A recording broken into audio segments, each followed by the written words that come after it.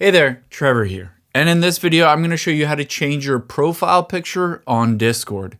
Now, whether you're on an iPhone, Android, or even a computer, and you wanted to update or set your profile picture, I'll show you exactly how to do so.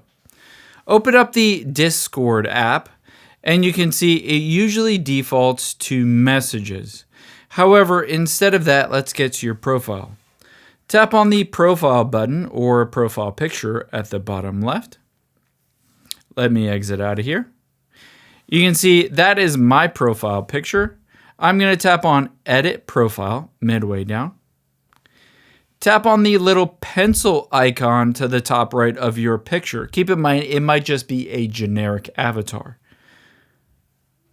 Tap on Upload Image, and you can see it pops up with my photo gallery.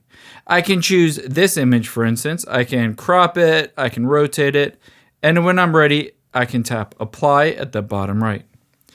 Now, to be able to save it, tap on Save at the top right. And just like that, you have a new profile picture in your Discord app or your Discord account.